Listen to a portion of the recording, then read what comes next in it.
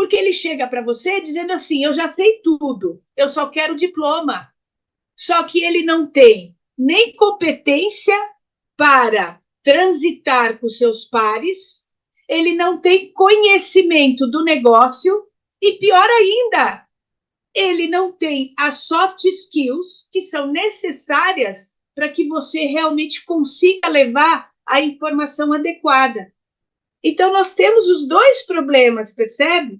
Nós temos profissionais acomodados que só ficam reclamando, poxa, eu só estou ganhando R$ 2.000, mas também ele não faz nada para fazer diferente. Você tem que ter um poder de negociação, você tem que ter flexibilidade, você tem que ter uma escuta ativa e de qualidade para que, em conjunto com os seus pares, você consiga achar as soluções. Ou seja, eu preciso sair da minha caixinha e entender quais são as dores do meu cliente interno. Quais são as dores de quem está no processo produtivo? Olá pessoal, eu sou Alexandre Guzmão da revista Proteção, estou aqui para apresentar mais uma edição do Proteção Tendências. Hoje a minha entrevistada é a engenheira Ana Cristina Batista Pereira. Ela é engenheira química, engenheira de segurança do trabalho, tem MBA em administração de empresas, mestrado em gestão de SMS e é doutora em ciências com ênfase em saúde global e sustentabilidade. Além de ser professora, a Ana atua como gestora de SMS em empresas de grande porte do Brasil. Na sequência, conversamos com ela.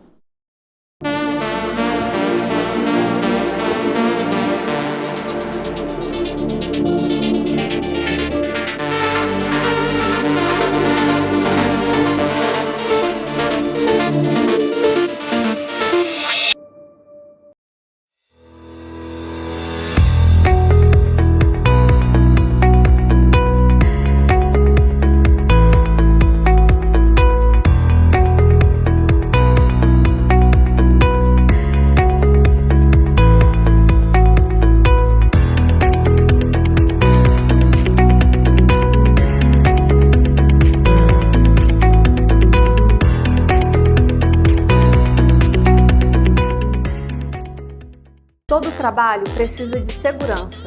Por isso, existe um Marluvas para todos os riscos que você possa enfrentar.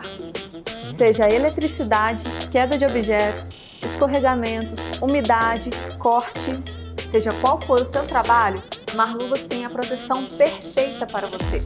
Diversos riscos, uma proteção. Para ficar por dentro de todas as novidades, nos siga nas redes sociais. Marluvas, a força da história. Olá, Ana, tudo bem? Obrigado por estar aqui com a gente no Proteção Tendências. Tudo bem com você? Tudo bem, Alexandre, e vocês? Tudo bem por aqui. Bom, Ana, eu queria conversar com você que é uma pessoa que já atuou em empresas importantes aí do Brasil, junto ao SESI, hoje é professora também, de turmas de engenharia de segurança, né? Tem uma especialização. Eu queria falar com você justamente um ponto importante de um artigo que você escreveu para o livro do nosso amigo Fábio Arruda, né? Que é o Lições Aprendidas, Manual de Lições Aprendidas, que fala da questão da ISO 31000, né? Que trata sobre a questão de a gestão de riscos, né? E a sua interligação com as normas regulamentadoras. Eu achei muito interessante isso, porque, na verdade, quando a gente fala em segurança do trabalho, saúde e segurança, segurança e saúde do trabalho, a gente fala em riscos e acidentes e tal. E quando a gente fala em risco, para nós que somos da área de SST, a gente está falando de riscos de acidentes. Mas para a empresa, quando se fala em risco, a empresa pensa muito maior, é muito mais amplo, né? Falando de risco de perdas financeiras, de grandes tragédias, de problemas maiores, né? E a 31 ela é bem ampla, né? Então eu queria que você contextualizasse um pouquinho esse seu artigo, a sua ideia em relação a essa questão da gestão de risco um pouco mais ampliada saindo da bolha do SST, né? Uhum. Perfeito. Muito obrigada pela oportunidade de falar contigo, de falar com todos os anunciantes, todos os queridos e queridas profissionais que atuam na área de segurança e saúde ocupacional. É um privilégio estar aqui no Proteção Tendências, falando sobre as questões voltadas à nossa área. Eu diria para ti, Alexandre, de que a ISO 31000, na sua primeira versão, que foi em 2009, ela é voltada à gestão de riscos voltados ao negócio. Ela é uma diretriz internacional que, na sua primeira versão, em 2009, propôs mundialmente um modelo que pudesse subsidiar a tomada de decisão em relação aos negócios das organizações, não ficando somente em determinadas áreas. Em 2018, a ISO 31000, ela passou por uma revisão para que ela tivesse mais compatibilidade com demais modelos de sistema de gestão. Haja vista que os modelos voltados à definição de controles internos, quais sejam ISO 14001 voltado ao sistema de gestão ambiental, a ISO 9001 voltada ao sistema de gestão da qualidade, a OSAS 18001, que foi substituída pela ISO 45001 com relação ao sistema de gestão de segurança e saúde ocupacional, e as normativas voltadas às questões de responsabilidade social, no que tange a questão de compliance do ponto de vista de atendimento às regras definidas, todos esses modelos de sistema de gestão, eles estão apoiados à estrutura de alto nível que foi definida na ISO 31000, que é a gestão de riscos corporativos. Então, dessa forma, se faz necessário com que o profissional da área de segurança tenha uma compreensão exata do que se trata de um negócio como um todo, para que consiga fazer uma análise estratégica do negócio em conjunto com os demais pares, para que possa determinar, identificar, analisar e avaliar possíveis incertezas que, se não tratadas e controladas, poderão atingir de forma negativa ou positiva o negócio como um todo. Então, dessa forma, a gente começa a entender a importância da definição da palavra risco, e não somente risco ocupacional, uma vez que risco é o efeito da incerteza no atingimento dos objetivos da organização. Então, nesse ponto, a gente pode dizer que nós temos riscos ocupacionais em relação à possibilidade de ocorrência de um acidente de trabalho, de um afastamento do trabalho, de eventuais processos trabalhistas que podem incidir no risco financeiro da organização por meio da necessidade de ter que pagar indenização decorrente de processos trabalhistas. Nós temos riscos econômicos voltados ao negócio, quando a gente precisa adquirir, por exemplo, um equipamento de proteção individual, que ele é precificado por meio do valor cambial do dólar. Se a gente tem uma mudança no valor cambial e na taxa de juros, isso automaticamente vai incidir na aquisição do equipamento de proteção individual. Então, quando a gente fala de risco, a gente tem que ampliar o nosso olhar para que a gente entenda que a ocorrência de um acidente de trabalho, ela deriva necessariamente da composição de vários riscos, o que faz com que a gente consiga entender o relatório do Fórum Econômico Mundial, na sua última versão, aonde traz o conceito do efeito borboleta, que traz de uma forma clara a interconexão entre os riscos. e isso faz com que você consiga identificar o efeito dominó e faz com que aumente a severidade, a gravidade com que possam vir a ocorrer as perdas. Então, quando a gente começa a entender a palavra risco decorrente da ISO 31000 e enxergar o negócio como um todo, nós da área de segurança começamos a entender de que a ocorrência de um acidente do trabalho vai derivar de várias composições de riscos associados. Então, a gente pode dizer, em relação ao ambiente interno e ao ambiente externo, quando você faz uma análise estratégica, a gente pode considerar o risco econômico, risco social, risco ambiental, risco de propriedade, risco reputacional, ou seja, se eu tiver a possibilidade de ocorrer um acidente e que esse acidente seja um acidente fatal, automaticamente ele vai abalar a reputação dessa companhia. Então, nós temos riscos tecnológicos, quando a gente fala da falta de segurança da informação, que pode afetar também a ocorrência de um acidente de trabalho por conta das informações não estarem devidamente protegidas. Tecnologia, trabalhar, por exemplo, com hardwares, com máquinas, com equipamentos que são obsoletos, que têm baixa eficiência energética, que faz com que você tenha carência em relação à questão de dispositivos de segurança adequados que sejam acoplados a essas máquinas. Nós temos a questão de infraestrutura, nós estamos trabalhando num momento global em relação ao ESG. E a questão de segurança, ela está associada em qual eixo? No eixo S, em relação às questões de saúde e segurança ocupacional.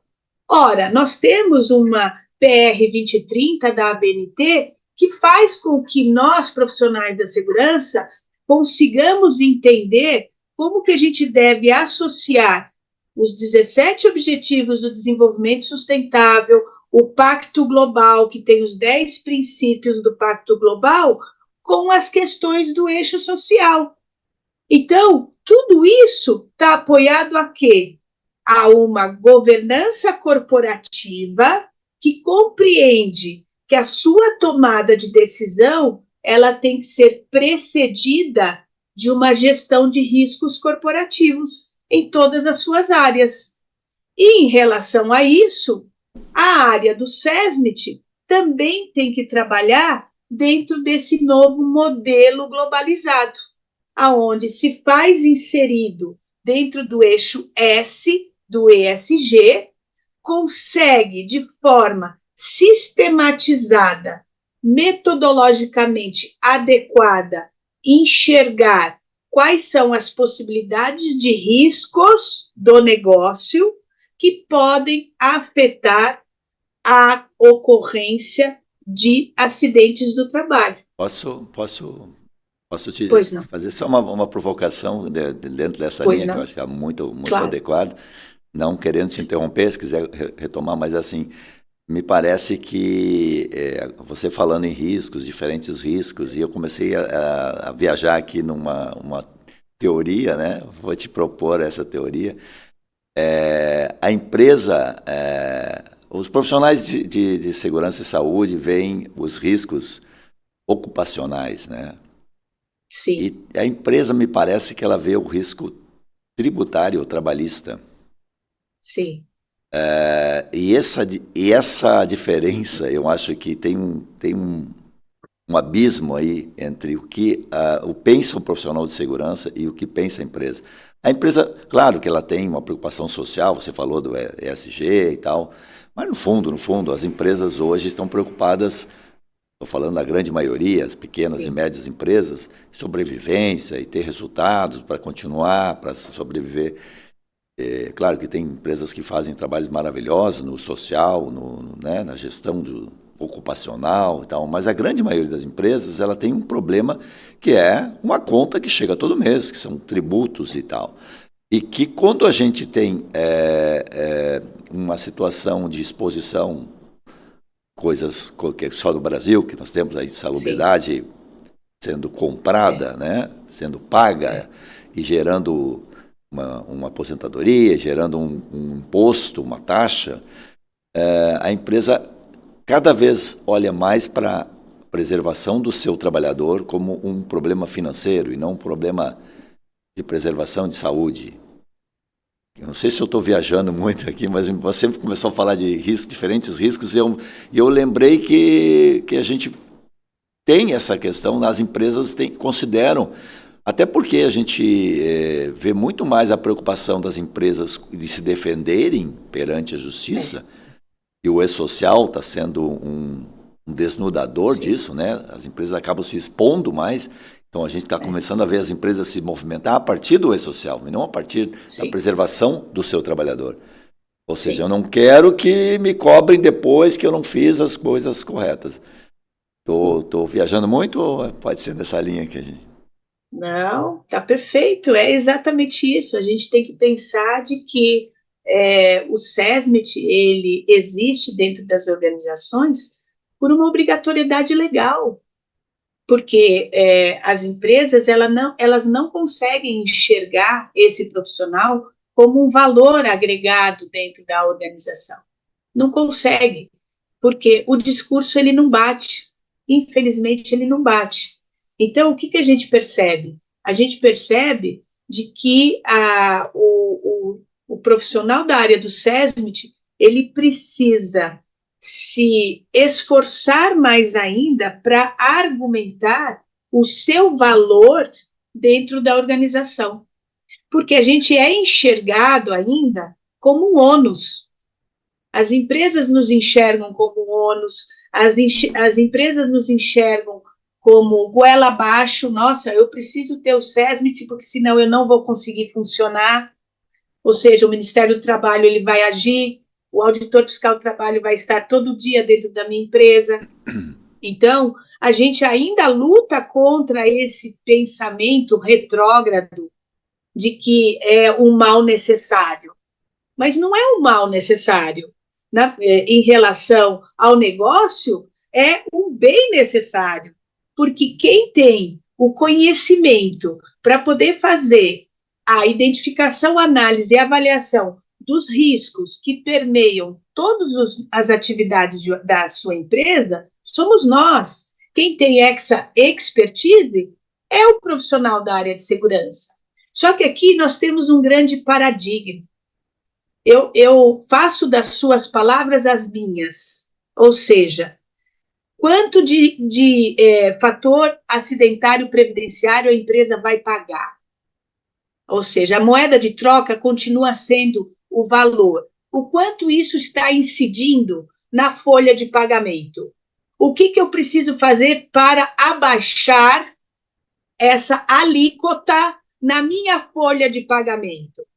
Agora, o discurso de se preocupar efetivamente para que o trabalhador tenha condições seguras para realizar o seu trabalho, ainda nós estamos caminhando a passos bem demorados.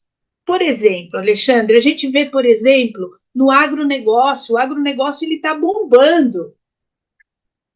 Só que a gente tem um grande contraponto em relação a isso. Que infraestrutura esse negócio está dando para que possa garantir a segurança efetiva dos trabalhadores que vão adentrar, por exemplo, num silo, para poder fazer o desmanche daqueles grãos e sementes? Nós temos um indicador de acidentes fatais altíssimo em relação ao trabalho que é realizado dentro dos silos. Em contrapartida, você percebe o nível altíssimo de rentabilidade e produtividade desse negócio. Então, só por esse exemplo, a gente percebe que a segurança dentro das empresas continua sendo uma prioridade e não um valor.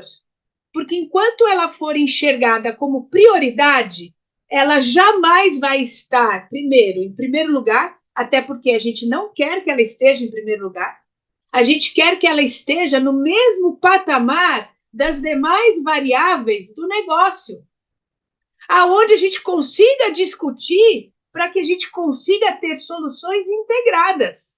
Então, a gente está falando, sim, de qualidade de processo, de produtividade, mas a gente está falando de segurança no mesmo patamar. Então, o que acontece? Essa tua provocação, ela é perfeita, porque é a nossa realidade. É a nossa realidade das empresas entenderem de que nós não somos o ônus do problema, nós não somos o problema, nós somos a solução. Mas, por outro lado, eu tenho que dizer para você de que, infelizmente, nós temos vários profissionais da área de segurança que ainda se sujeitam a compor exclusivamente o SESMIT para bater o cartão, e aí eles se acomodam. Então, nós temos os dois problemas. A empresa que não nos enxerga como um valor, até porque segurança não é considerado um valor, poucas empresas realmente trabalham dessa forma, e, por outro lado, o profissional que está buscando cada vez mais se formar em engenharia de segurança do trabalho, online, EAD, porque ele só quer o diploma. Porque ele chega para você dizendo assim, eu já sei tudo, eu só quero o diploma. Só que ele não tem nem competência para transitar com seus pares, ele não tem conhecimento do negócio e, pior ainda, ele não tem as soft skills que são necessárias para que você realmente consiga levar a informação adequada. Então, nós temos os dois problemas, percebe? Nós temos profissionais acomodados que só ficam reclamando, poxa, eu só estou ganhando R$ 2.000, mas também ele não faz nada para fazer diferente. Ele não faz as suas entregas com paixão, com propósito, né? Ir além do que foi prescrito na sua função. Não.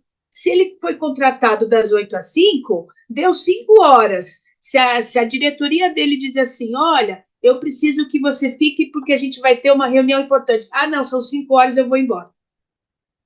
Ou seja, nós temos os dois problemas. E quando a gente fala de formação de profissionais da área de segurança, cada vez mais, Alexandre, a gente percebe, aliás, isso é um efeito da pandemia. Isso já vinha acontecendo.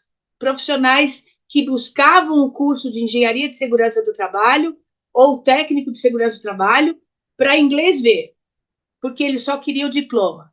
Vários alunos diziam assim, Ana, eu já trabalho na Lida, eu estou lá na construção civil, eu só preciso do diploma.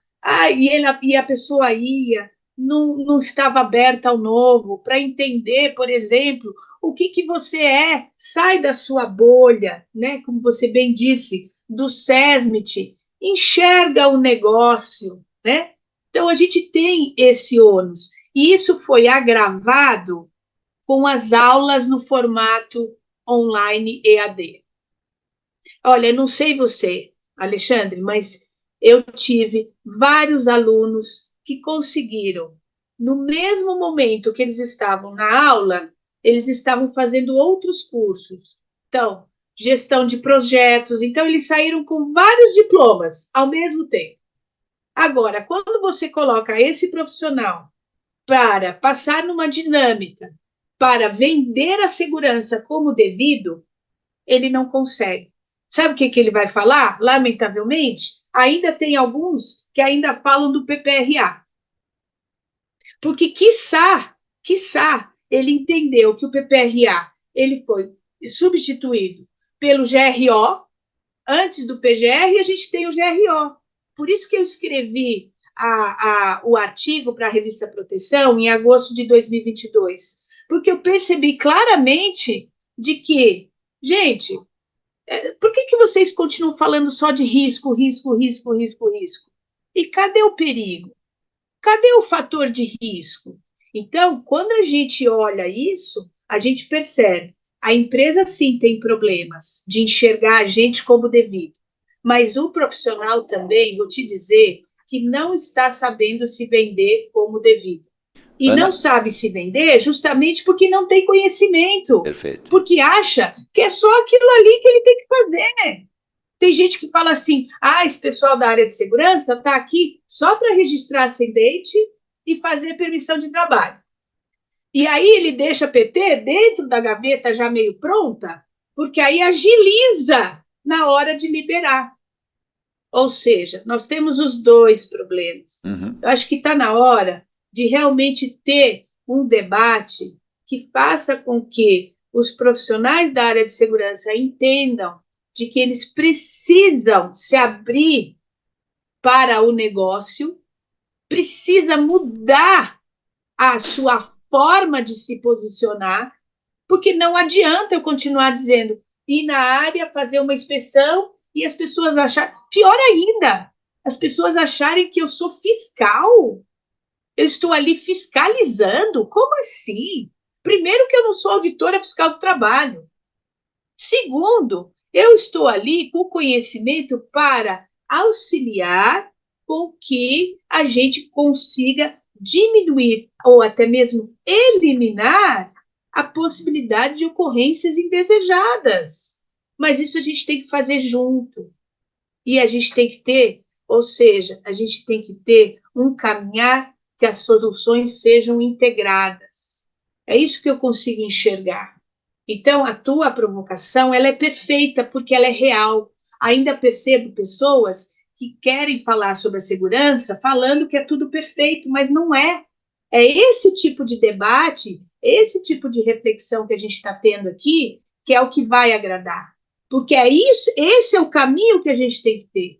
Ou seja, eu preciso conhecer das normas regulamentadoras, isso é a minha obrigação, isso aí é o mínimo. Agora, de que forma isso vai ser inserido no contexto do negócio? Então, eu tenho que trabalhar com uma equipe multidisciplinar, eu tenho que trabalhar com cada par dentro da minha empresa.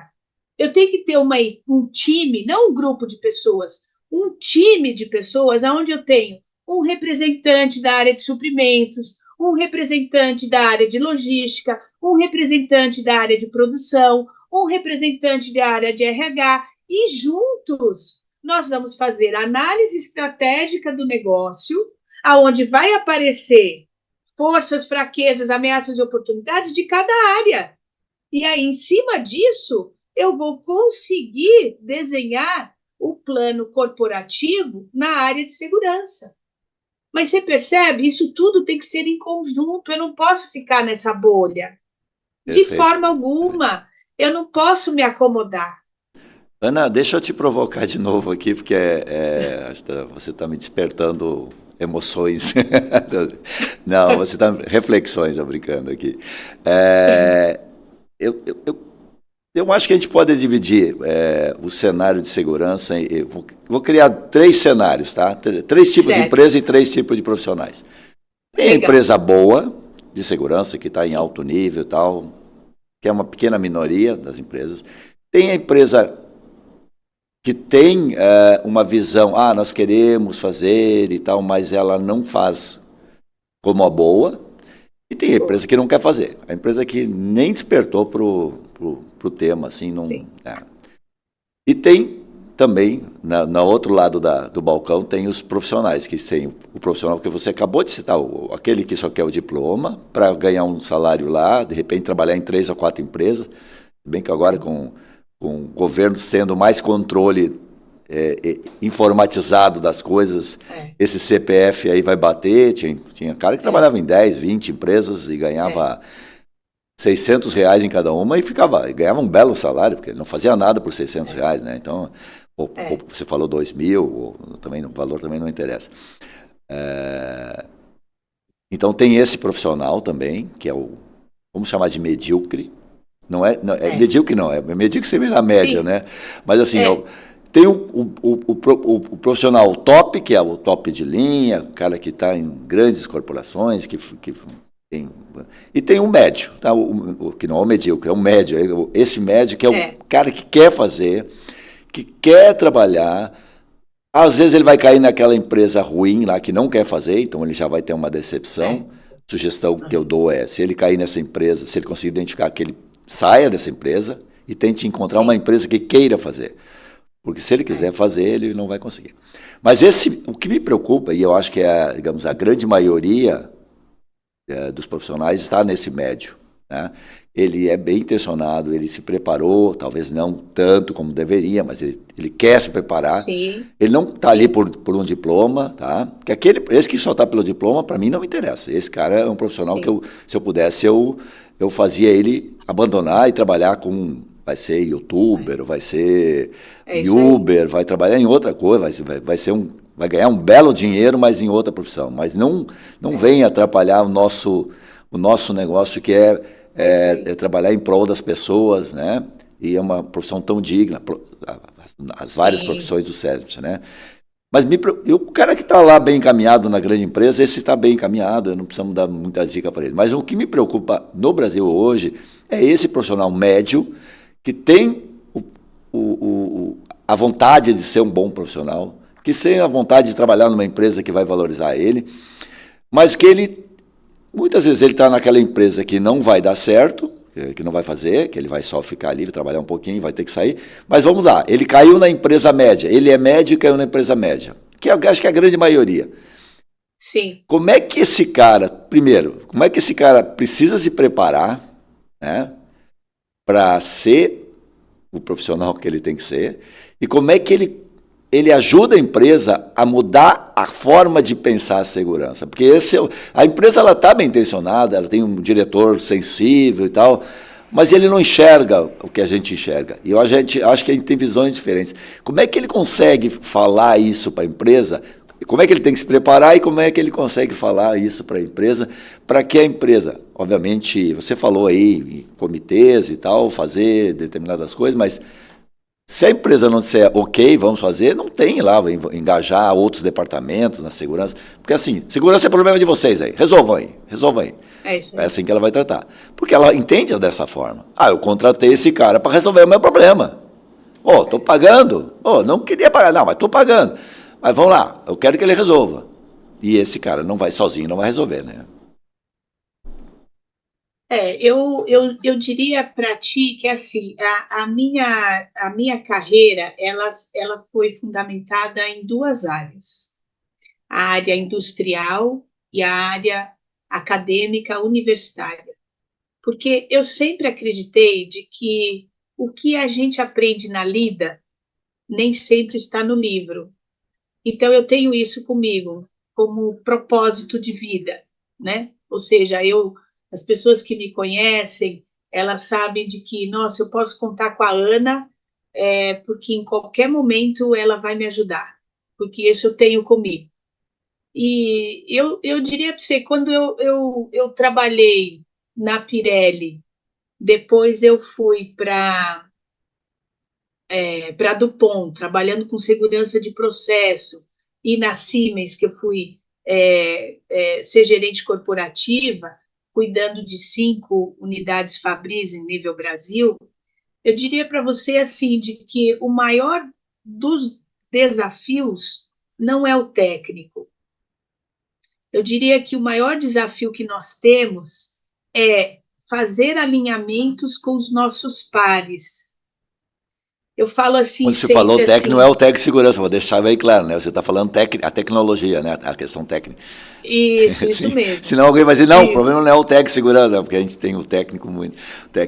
Não, é a competência técnica da pessoa. Perfeito, entendi. Né? Só para reforçar. Ou seja, esse eu não vejo que seja o problema, porque cada vez mais, assim, a gente tem inteligência artificial hoje, cada vez mais que pode nos auxiliar. A gente tem vários aplicativos que podem nos subsidiar quando a gente desconhece algum tema técnico. A troca entre colegas, isso tem sido bem intenso também. Então, eu não vejo que esse seja o principal desafio, não vejo. Mesmo com a oferta de cursos que tenha tido uma inversão maior para o EAD online do que o presencial, porque as pessoas, de certa forma, elas recuaram decorrente do isolamento social, então elas estão optando mais por esse tipo de formato de aula. Mesmo assim, tá? A gente, do ponto de vista de competência técnica, se a gente não sabe, a gente tem condições de correr atrás. Agora, para a gente poder realmente ter efetividade em relação ao nosso trabalho, a gente tem que se relacionar com as pessoas. E eu vejo que o maior desafio é esse. Fazer com que, olha, queria tomar um café com você na sua área. Como é que você está amanhã? Vamos tomar um café?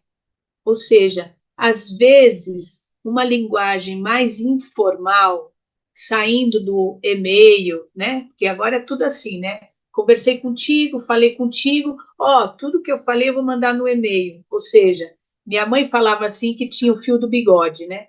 Hoje em dia não, hoje você tem que registrar tudo, porque em algum momento aquilo vai precisar aparecer. Então, eu diria assim, para os nossos profissionais da área de segurança, primeiro, tem que ter coragem. Coragem.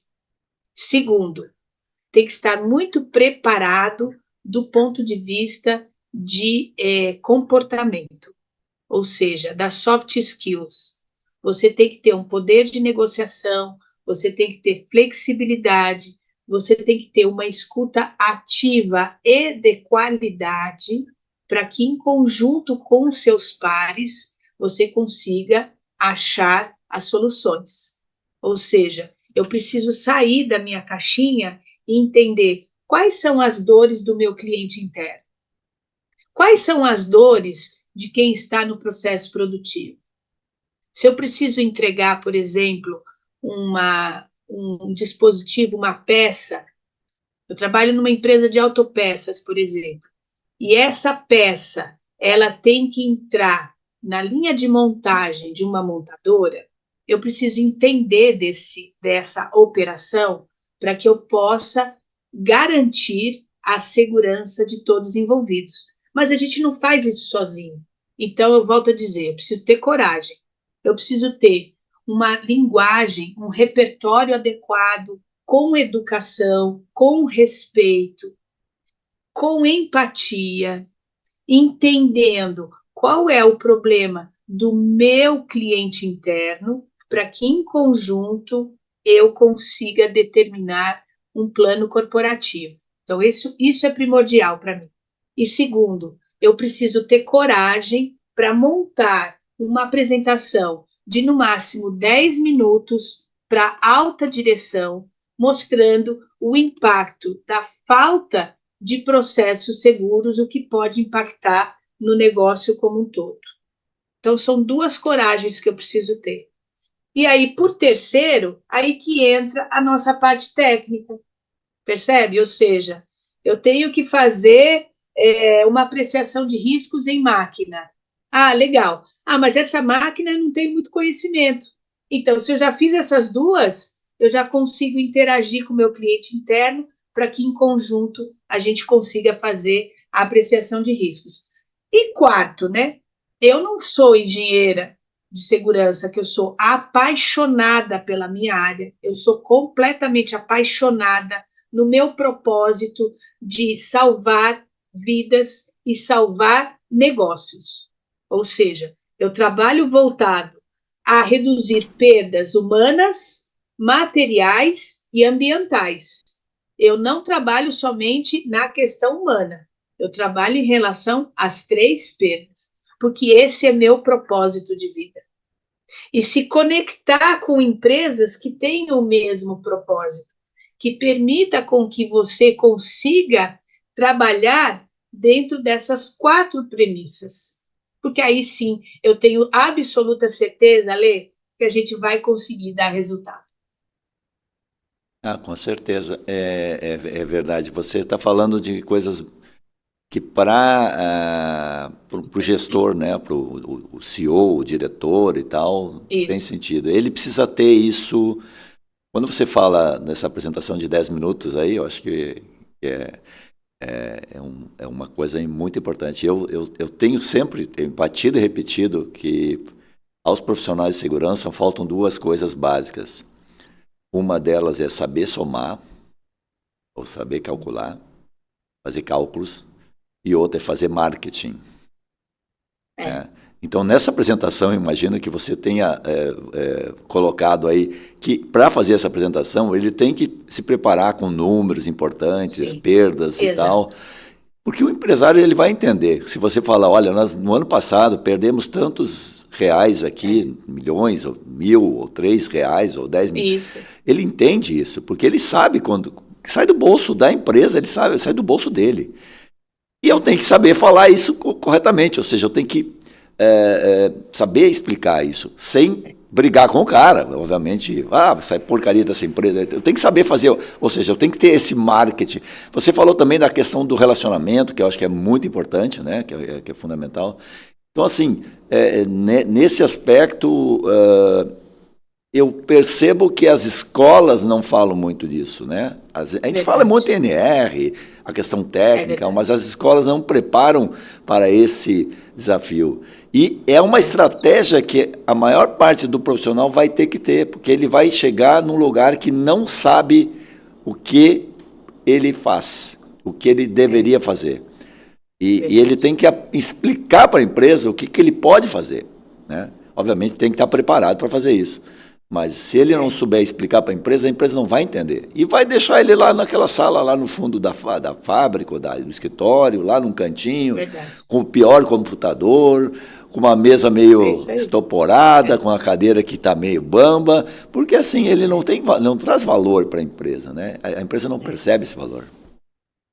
Verdade. Aí a gente tem também o paradigma de que, ai, nossa, eu vou ter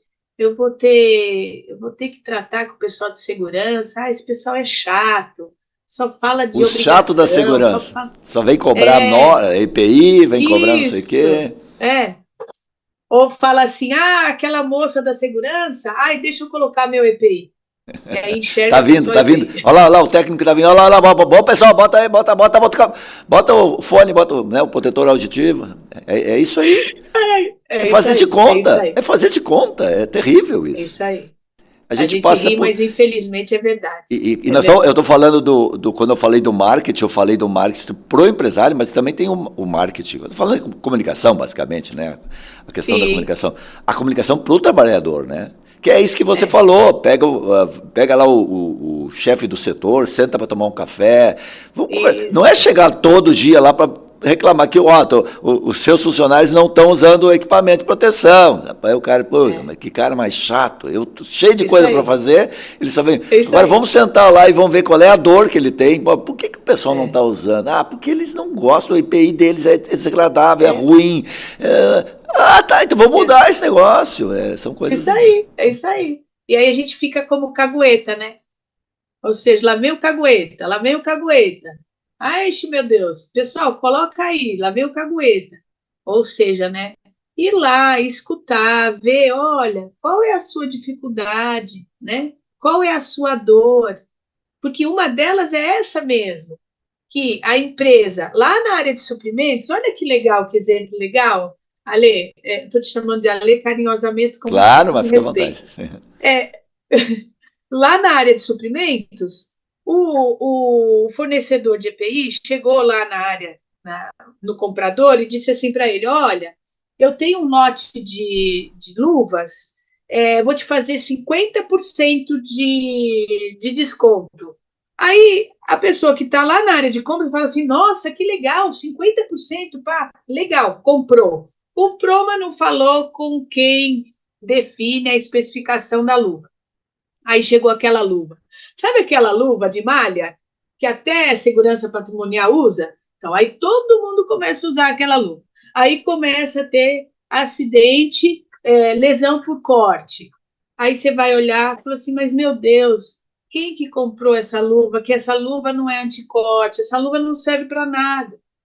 Mas alguém lá de suprimentos vendeu para o diretor de suprimentos dizendo assim, a gente conseguiu 50% de redução. Olha a economia que a gente fez aqui, né?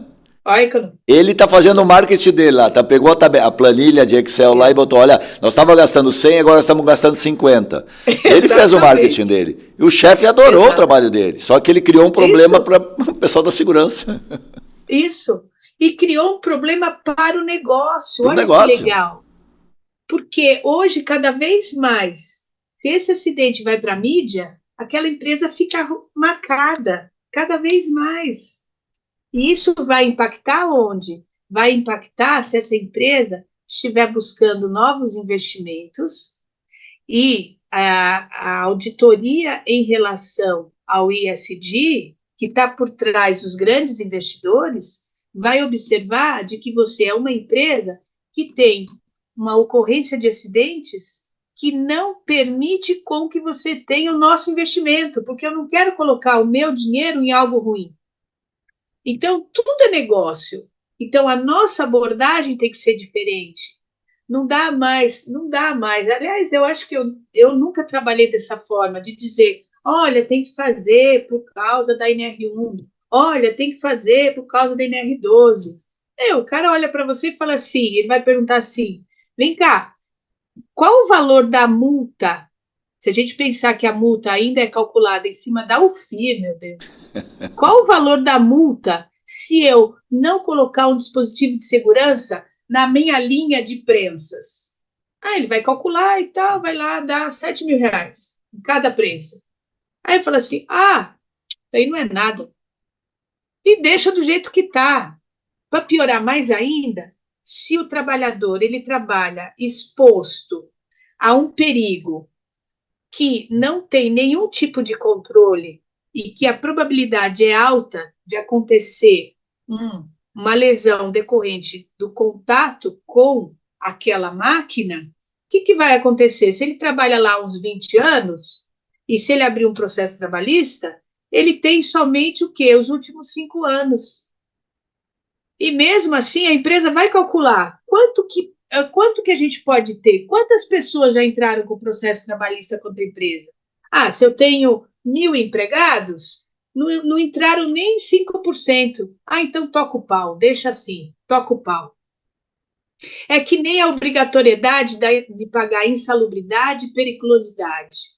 Eu tive um líder, uma liderança que eu admiro muito, que chama-se Joaquim Carlos Ferreira, na Dupont, e o Joaquim um dia me disse assim, Ana, você sabe o que significa pagar insalubridade e periculosidade? Eu falei, não. Pensei, o que será que ele vai me falar? Ele falou assim, a pessoa ela está ganhando para morrer mais cedo. Porque muitas vezes a empresa ela paga, mas não dá a condição digna para que a pessoa trabalhe de forma segura. Então, tudo acaba sendo o quê? Goela abaixo. Eu tenho que pagar, é obrigação, mas eu também não vou dar um EPI melhor para o cara. Eu também não vou fazer, eu não vou ver o projeto de engenharia dessa máquina, porque deixa do jeito que está. É uma máquina da década de 30, que tem muita empresa ainda que tem da década de 30, que não tem nem eficiência energética, mas continua produzindo com aquela máquina e afastando as pessoas, né? Depois do 15º dia, o que acontece? Entra no INSS e a pessoa esquece. Quando volta, esse aqui não serve mais, dá a carência e manda embora. Manda vir outro. Ou seja, a gente tem aí um caminhar, mas eu acho que, de forma bem, bem positiva, vejo de que os seminários, os congressos que eu tenho levado a minha fala tem sido para realmente mexer com os profissionais da área de segurança, para entender, olha, você precisa trabalhar voltado ao negócio. Como é que eu faço isso? Faço isso, isso, isso. Você tem que montar uma equipe, você tem que sair da sua bolha, você tem que ir lá falar com o cliente interno, você tem que tomar um cafezinho, você tem que entender as dores dele, porque o conhecimento técnico, ele está em 4º lugar. Faz essas 3 primeiro, depois que você fizer essas 3, aí sim você vai ver o resultado que você vai ter. Porque por pior que seja a área das pessoas, de uma forma geral, acharem de que a área de safety é uma área chata, que só trabalha com obrigação legal, quando o cliente interno começar a perceber de que ele está conseguindo ter o seu suporte de segurança e ele está conseguindo aumentar a produtividade dele, você vai ver o resultado e o valor que você vai ter dentro da sua organização. Acho que esse é o caminho. Muito bom. Bom, Ana, obrigado por esse bate-papo, foi muito legal a nossa conversa. Eu queria te agradecer e, por favor, se quiser fazer algum comentário final aí, para a gente concluir essa nossa Proteção Tendências. Olha, eu que agradeço imensamente. Eu tenho a proteção como uma referência na minha carreira. Eu tenho a proteção como uma grande parceira. Eu escrevi um artigo, já estou querendo escrever outro para passar para a Daniela, porque realmente é uma grande referência, é muito ética, é uma empresa, uma revista que propicia com que tenhamos sempre informação de qualidade, e isso não poderia ocorrer se não fosse você, Alexandre, à frente dessa proteção. Muitíssimo obrigada pela oportunidade de nós conversarmos. Oh, muito obrigado, obrigado. Foi bem, muito gratificante conversar contigo, foi muito interessante. Você provocou algumas reflexões internas minhas aqui, foi lá no fundo da minha alma, lá surgindo algumas ideias aí. Muito legal. Bom, pessoal, eu conversei aqui com a minha amiga Ana Cristina Batista Pereira, que é engenheira química, engenheira de segurança, professora, tem uma vasta formação na área de a parte administrativa e de segurança de safety, atua em grandes empresas e na semana que vem a gente volta com mais uma edição do Proteção Tendências. Até lá, pessoal. Tchau, tchau.